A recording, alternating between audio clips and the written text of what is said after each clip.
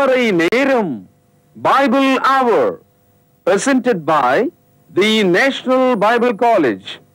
கிறிஸ்துவின் சபையார் உங்களை வாழ்த்துகிறார்கள். Welcome to Satellite Bible Classes. வணக்கம். தேசிய வேதாகம கல்லூரி மாணவ செல்வங்களே, கண்மணிகளே, பரிசுத்தவான்களே, இந்த வான்வழி வகுப்புகளாக ஆன்லைன் கிளாஸாக உங்களுக்கு இதை வழங்குவதில் மிகவும் மகிழ்ச்சி அடைகிறேன். இந்த நாட்களில் உவமைகள் என்ற தலைப்பில் நம்முடைய இருதயம் உருகும்படியாக உலர்ந்து போன நம்முடைய பாவ உணர்வுகள் மீண்டும் சரி செய்யப்படத்தக்கதாக, நம்முடைய வாழ்க்கை ஊர்ப்புக்கு பதிலாக இனிப்பாக மாறுவதற்கு, தேவ வசனங்களாலே வெளிச்சத்தினாலே ஆறுதல் அடைவதற்கு இந்த வகுப்புகளை உங்களுக்கு வழங்குவதிலே நான் மகிழ்ச்சி அடைகிறேன். உவமைகள் பரலோகத்தின் சத்தியங்கள் உலகத்தின் சிறிய கதைகளில் சொல்லப்படுவது. Parables are heavenly truth told in the earthly stories. இப்பொழுது லூக்கா 8ஆம் அதிகாரத்தில் இயேசு கிறிஸ்து ஒரு உவமையை குறித்து பேசுகிறார். இந்த உவமை என்ன என்பதை ஆரம்பத்தில் லூக்கா 8ஆம் அதிகாரம் 11வது வசனத்தில் அந்த உவமையின் கருத்தாவது, விதை தேவனுடைய வசனம். The word is the seed. விதை என்பது முளைக்கக்கூடியது, வளரக்கூடியது, இலைகளும் கிளைகளும் கனிகளும் மீண்டும் மீண்டும் ஒரு விதை 10,000 விதைகளாக மாறக்கூடியதாக இருக்கிறது. இயேசு கிறிஸ்து இந்த உவமையின் கீழே இன்னொரு பகுதியை சொல்லுகிறார். மனிதனுடைய வாழ்க்கை மிகவும் இருட்டானது, ரகசியமானது, திருட்டுத்தனமானது, கொள்ளை நோயை போன்றது. எல்லா மனிதனுடைய இருதயமும் பாவத்தினால மிகவும் தீங்கினால் நிறைந்திருக்கிறத நம்ம பார்க்கிறோம். மனிதன் என்ன நினைக்கிறான்? கடவுளுக்கு இது தெரியாது. ஒரு கால் உங்கள் மனைவிக்கு தெரியாமல் இருக்கலாம், அல்லது உங்கள் கணவருக்கு தெரியாமல் இருக்கலாம், அல்லது உங்கள் பிள்ளைகளுக்கு தெரியாமல் இருக்கலாம். ஆனால் தேவனுக்கு எல்லாமே தெரியுமே. அவருடைய பார்வைக்கு மறைவானது ஒன்றுமே இல்லை என்று எபிரேயர் 4ஆம் அதிகாரம் 13வது வசனத்திலே படிக்கிறோம். ஆகவே என் அன்பு சகோதரர்களே, வாலிப பிள்ளைகளே, தேவனுக்கு மறைவானது ஒன்றும் இல்லை. There is nothing hiding God. There is no mystery. Everything is revealed before His sight. அவருடைய பார்வைக்கு எல்லாம் வெளிரங்கமாக இருக்கிறது. ஆக விதை தேவனுடைய வசனம். அந்த வசனத்தை நீங்கள் எப்படி பயன்படுத்துகிறீர்கள் அல்லது பயன்படுத்தாமல் போனீர்கள் என்பது தேவனுக்கு தெரியும். இன்றைக்கு இந்த உலகத்தில் இருக்கிற எல்லா மனிதர்களும் பாவத்தில் மட்டும் வாழாமல் ரகசியத்தின் கீழ் வாழ்கிறார்கள். People today live not only under sin but also mysteries and secrets in darkness of their life. ஒவ்வொருவனும் தன்னுடைய வீட்டு ஜன்னலை மூடுவது போல, கதவை மூடுவது போல தன்னுடைய மனத்திரையை இந்த இருளாகிய கதவினாலே மூட பார்க்கிறான். அது நடக்காத காரியம். லூக்கா 8வது அதிகாரம் 17வது வசனம் உங்கள் கையில் பேனா இருக்குமானால் அந்த வசனத்தை சுழியிடுங்கள். வெளிரங்கமாகாத ரகசியமும் இல்லை, அறியப்பட்டு வெளிக்கு வராத மறைப்பொருளும் இல்லை. அதாவது ரகசியமும் கிடையாது, மறைப்பொருளும் கிடையாது. ஒன்றும் பண்ணவே முடியாது. மனிதனை தேவன் நியாய தீர்ப்புக்கு பிறகு பாவிகளை அங்கே நரகத்திலே தள்ளப்போகிறார் என்று பைபிள் சொல்கிறது. அதுக்கு மனிதன் என்ன சொல்றான்? என்னை ஒன்றும் நீங்கள் நரகத்தில் தள்ள முடியாது.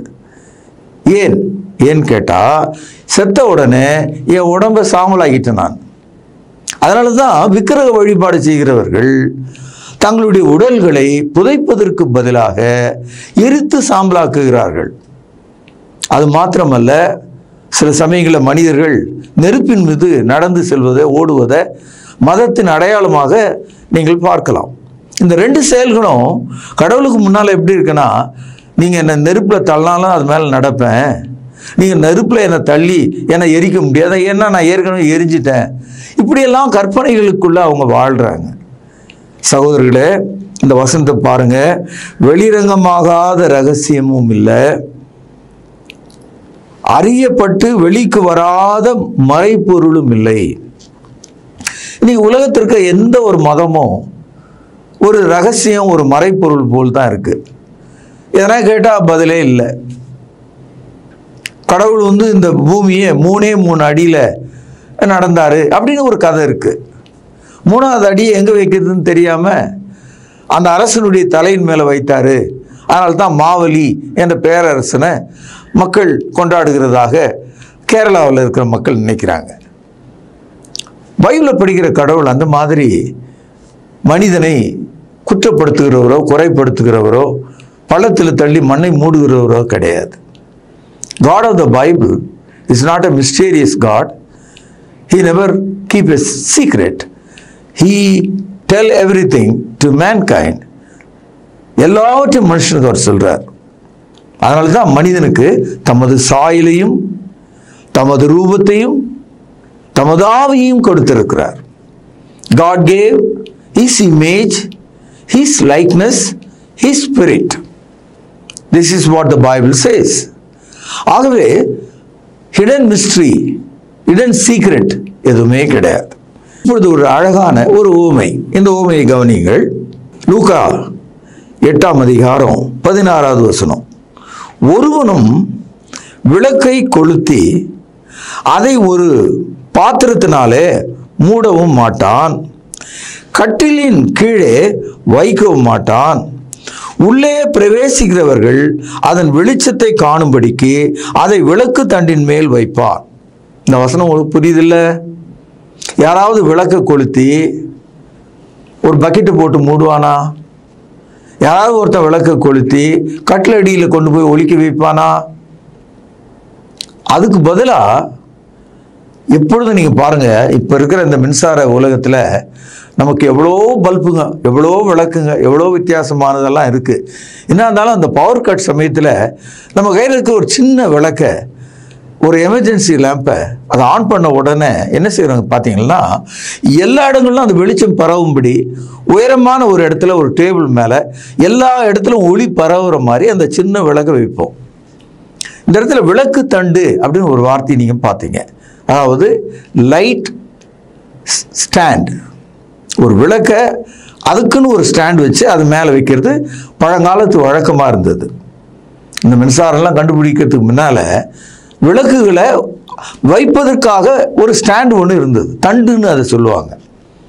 அதே போல் பழைய ஏற்பாட்டு காலத்தில் அந்த தேவன் வாசமாக இருந்த கூடாரம், அந்த டேபர்நாக்கிள்குள்ள 3 பகுதிகள் இருந்தது. கடைசி பகுதி மகா பரிசுத்த ஸ்தலம், அதுக்கு முந்தின பகுதி பரிசுத்த ஸ்தலம், அதுக்கு முந்திய பகுதி பிரகாரம். இந்த பிரகாரத்தில் பலிப்பீடம் இருந்தது, பரிசுத்த ஸ்தலத்தில் ஒரு விளக்கு இருந்தது, விளக்கு தண்டு இருந்தது. அதில் 12 விளக்குகள் ஒரே நேரத்தில் ஏற்றப்படக்கூடிய அளவில் இருந்தது.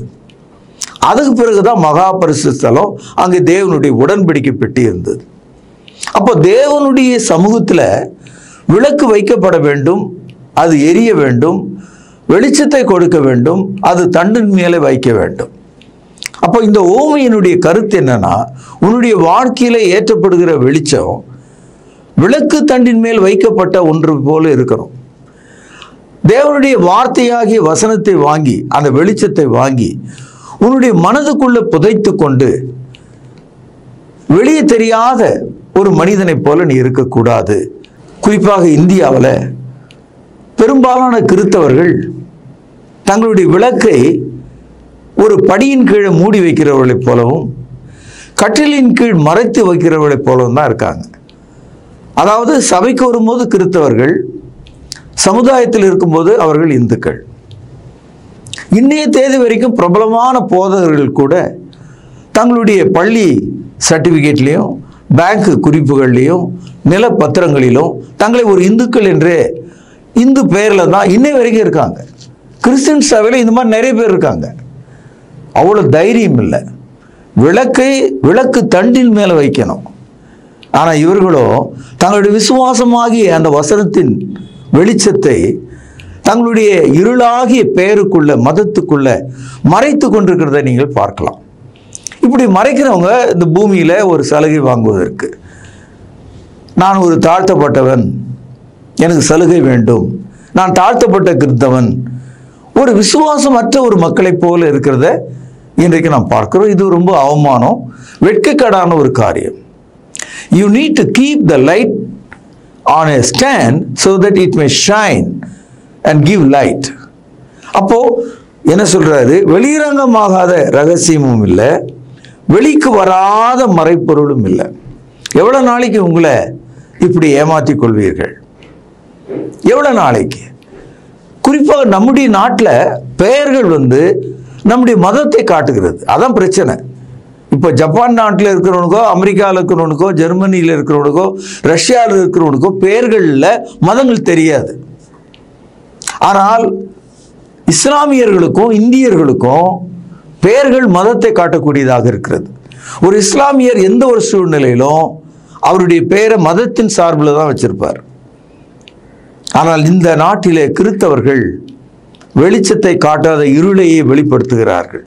யோவான் எழுதிய சுவிசேஷம் 8வது அதிகாரம் 12வது வசனம்.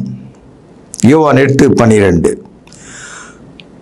மறுபடியும் இயேசு ஜனங்களை நோக்கி, பேனால் அடிக்கொண்டிடுங்கள், நான் உலகத்திற்கு ஒளியா இருக்கிறேன். என்னை பின்பற்றுகிறவன் இருளிலே நடவாமல், கவனிங்கள், ஜீவ ஒளியை அடைந்திருப்பான். இந்த வசனம் உங்களுக்கு நச்சுன்னு புரியணும். இப்போ உலகம் உண்டான காலம் முதல் பகலை ஆள சூரியனும் இரவை ஆள சந்திரனும் நட்சத்திரங்களும் இருக்கிறது. இயேசு கிறிஸ்து தன்னை ஒளி என்று சொல்கிறார். Christ says that he is the light. அப்படியானால் மனிதனாக இருக்கிற ஒருவர் எப்படி இன்னொரு மனிதனுக்கு வெளிச்சமாக இருக்க முடியும்? சூரியனும் சந்திரனும் நட்சத்திரங்களும் ஒளி என்றுதான் அழைக்கப்படுகிறதே தவிர லிவிங் லைட்ஸ், ஜீவன் உள்ள ஒளி என்று அழைக்கப்படுவது கிடையாது. They are a physical lights. They are not a spiritual lights. அவைகள் ஆவிக்குரிய வெளிச்சம் அல்ல, சரீரத்துக்குரிய வெளிச்சம். ஆக சூரியனையும் சந்திரனையும் நட்சத்திரத்தையும் ஜீவ ஒளி என்று நாம் அழைக்கிறது இல்லை. இயேசு என்ன சொல்றாரு கவனிங்க, என்னை பின்பற்றுகிறவன்.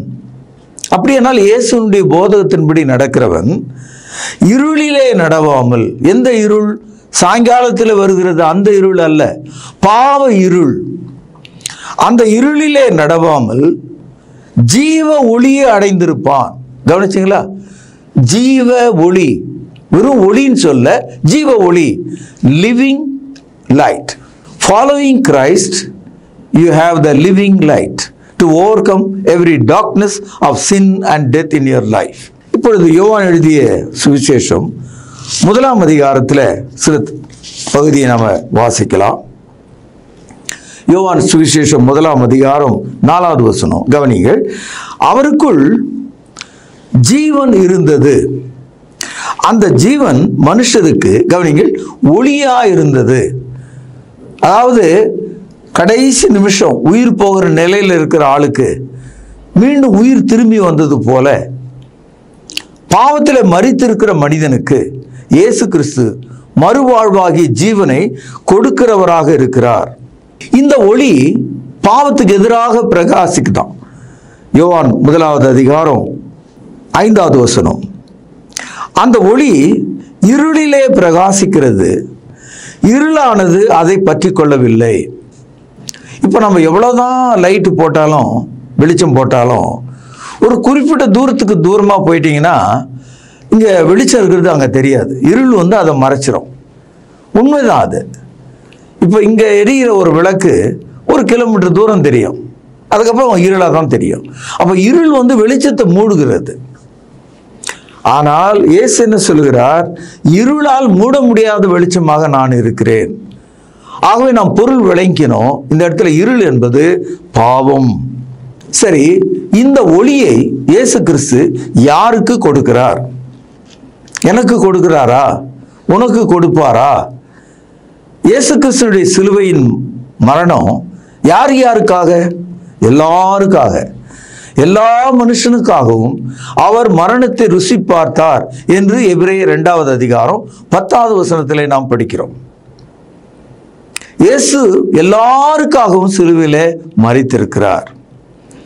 பிசாசின் கிரியைகளை அழிக்கும்படிக்கு மனுஷகுமாரன் இவ்வுலகத்திற்கு வந்தார் என்று 1 யோவான் 3வது அதிகாரம் 8வது வசனத்திலே படிக்கிறோம். இயேசுனுடைய மரணம் எல்லாருக்காகவும். தீத்து 3வது அதிகாரம் 5வது வசனத்தில் படிக்கிறோம், அந்த பிரசன்னம் எல்லாருக்குமாக உண்டாயிருக்கிறதாம். The very radiance of God appeared for all men. எல்லா மனுஷருக்கும் தேவ பிரசன்னம் உண்டாயிருக்கிறது என்று நாம் படிக்கிறோம். இப்பொழுது யோவான் எழுதிய சுவிசேஷம் 1வது அதிகாரம் 1வது வசனத்தில் உனக்கும் எனக்கும் அந்த ஒளியில பங்கு இருக்கிறது, வாய்ப்பு இருக்கிறது, அதை நாம் எடுத்துக்கொள்ளலாம், பயன்படுத்தலாம் என்று இயேசு சொல்கிறார். கவனிங்கள், 1வது வசனம், உலகத்திலே வந்து கவனிங்கள், எந்த மனுஷனையும், நீ வெள்ளை கருப்பாக இருக்கலாம், உயர்ந்த ஜாதி தாழ்ந்த ஜாதியா இருக்கலாம், யாரா வேணா இருக்கலாம், உலகத்திலே வந்து எந்த மனுஷனையும் பிரகாசிக்கிற ஒளியே அந்த மெய்யான ஒளி. So Christ can lighten you, whoever you are, whatever you are, whichever you are, whether you are touchable or untouchable, whether you are educated or uneducated, whether you are rich or poor, whatever you are, God never make a distance. உன்னை கடவுள் வெறுத்து தள்ளுவதில்லை. அவர் உனக்கு ஒளியாக இருக்கிறார், உன் வாழ்வை மாற்றுகிறவராக இருக்கிறார்.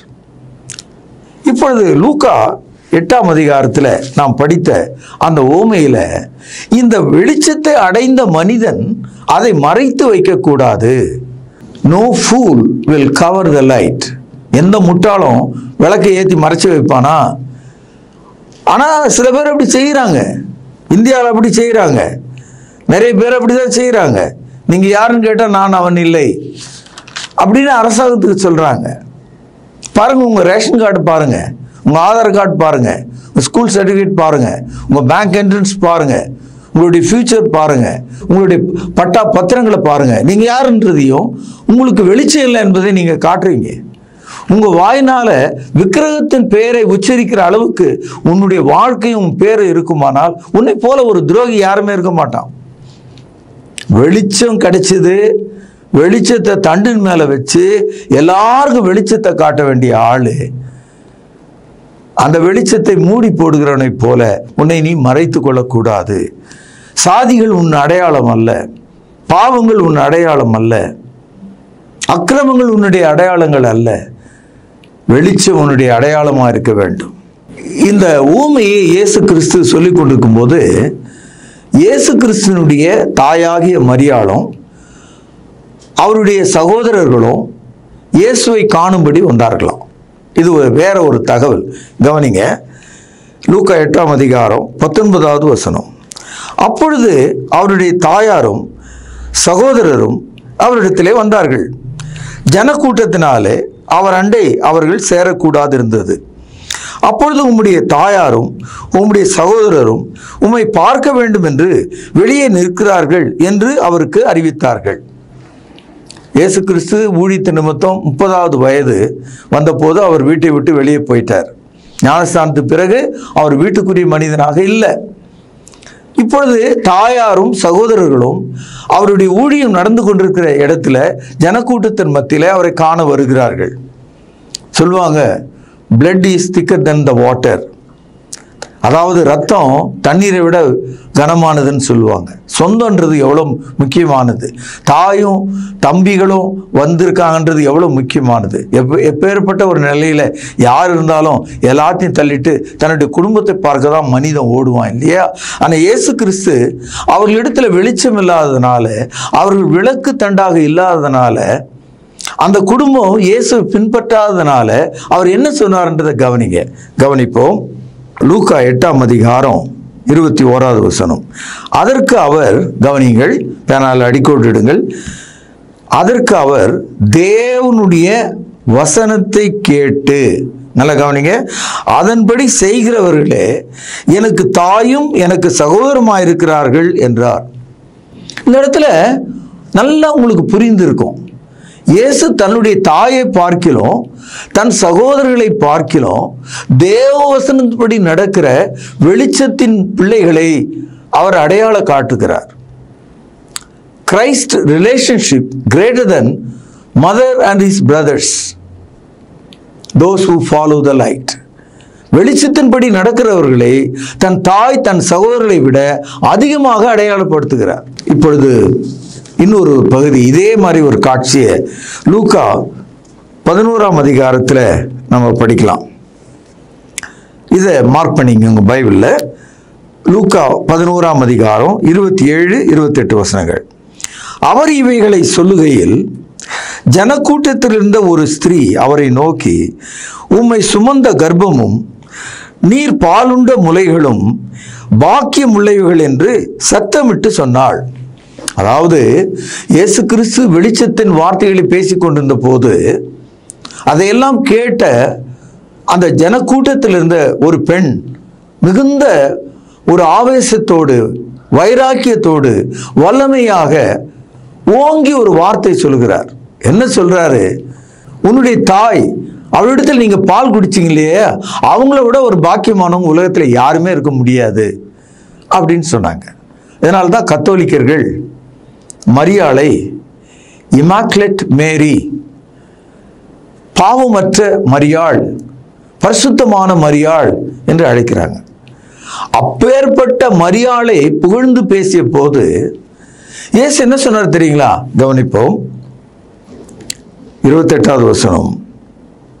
அதற்கு அவர், அப்படியானாலும் தேவனுடைய வசனத்தை கேட்டு அதை காத்து கொள்கிறவர்களே அதிக பாக்கியவான்கள் என்றார்.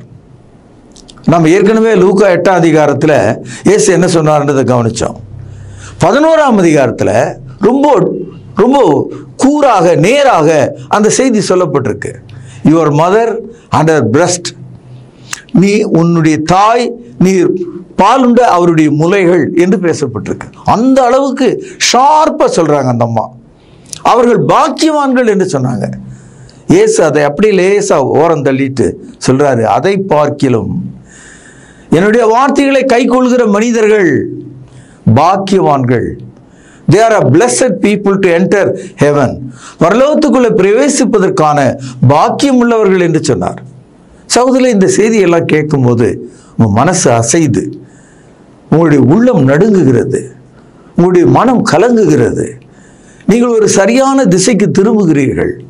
ஒரு சிறு வேட்டை சத்தம் கேட்டா மரத்தில் உள்ள 100 பறவைகள் குய்யோ முறையோ என்று கத்திக்கொண்டு வேகமாக பறந்து எழும்பும் போது அந்த மரத்துக்கு மேலே போகிற அந்த 100 பறவைகளையே பார்க்கிறது போல நம்முடைய மனதின் உள்ளே தேவனுடைய வார்த்தை சரியாய் கேட்கும் போது பறந்து செல்லும் விடுதலையின் பறவைகளைப் போல, நடுவானிலே பறக்கிற அந்த பறவைகளின் இறகுகளைப் போல, அதனுடைய கண்கள் நேரடியாக கூர்மையான மூக்கின் வழியாக அவைகள் பறந்து அடுத்த இடத்துல அவைகள் போய் தங்குவதற்கான கால்களை மடக்கி செல்வதைப் போல, let us fly like a bird towards the distance where the light is there.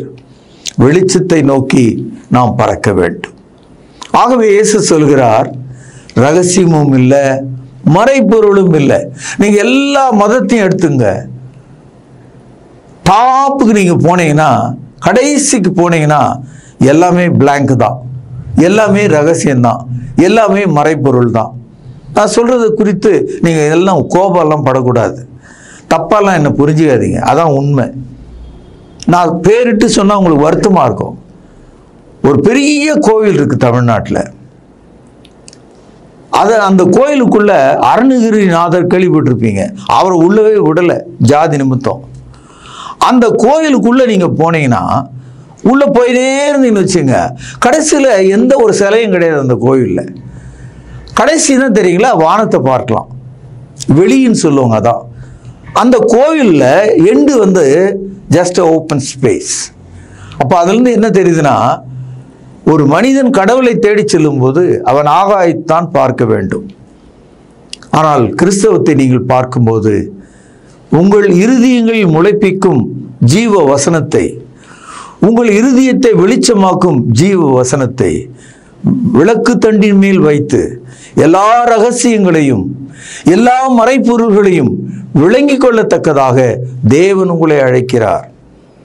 இந்த நாளில் நாம் கேட்ட இந்த அற்புதமான செய்தி உங்களுக்கும் உங்கள் குடும்பத்தாருக்கும் நீங்கள் போகிற சபைக்கும் உங்களுடைய போதகர்களுக்கும் கேள்வியாக இருக்க வேண்டும். நான் சொன்னதெல்லாம் கேட்டு அப்படியே மறைச்சி வச்சுங்கன்னு நான் சொல்லவே மாட்டேன். டிஸ்கஸ் பண்ணுங்க, விவாதிங்க, படிச்சு பாருங்க, ஆராய்ந்து பாருங்க. இது ஒரு சவாலாக எடுத்துக்கொள்ளுங்கள். Let us be open. இந்த பைபிள் எப்படி நான் திறந்து கையில் வச்சிருக்கணும், அது மாதிரி நீங்க பைபிளை திறந்து படிங்க. இதுக்காகத்தான் நம்ம வேதமானவர்களாக இருக்கிறோம். ரகசியங்களின் மார்க்கமாக கிறிஸ்துவம் இல்லை. Christianity never be a mystery. It's a open truth. சத்தியத்தையும் அறிவீர்கள், சத்தியம் உங்களை விடுதலையாக்கும். யோவான் 8:32. நல்லது மாணவ செல்வங்களே, கண்மணிகளே, தோழர்களே, நாளை அடுத்த வகுப்பிலே நாம் சந்திப்போம். பிரார்த்தனை செய்வோம். மகா பரிசுத்த நிறைந்த யெகோவா தேவனே, உமது வார்த்தை வெளிச்சமாயும் எங்கள் ஆத்துமா ஒரு விளக்கு தண்டு போலும் இருக்க எங்களுக்கு உதவி செய்திரலும். மறைவும் இல்லை, ரகசியமும் இல்லை. கிறிஸ்துவண்டை வரும்போது நாங்கள் இருளை விட்டு வெளிச்சத்தில் நடக்கிறோம் என்பதை அறிந்திருக்கிறோம். கேட்ட வார்த்தைகளை உணரத்தக்கதாக எங்கள் இருதயத்தை மாற்றி அருளும். எங்கள் பாவ குற்றங்களை மன்னியும். ஆண்டவர் அருள்நாதர் இயேசுவின் பெயரால் மிகவும் தாழ்மையோடு வேண்டிக் கொள்கிறோம். பரிசுத்த நிறைந்த எங்கள் நல்ல பிதாவே, ஆமென். தொடர்பு கொள்ள வேண்டிய முகவரி: திருமறை நேரம், 58 சர்ச் தெரு, குமரன் நகர், சென்னை 6,82,000. செல்போன் 9385500882. கர்த்தாவே, தேவர்களில் உமக்குப்பானவர் யார்? வானத்திலும் பூமியிலும் உமக்குப்பானவர் யார்?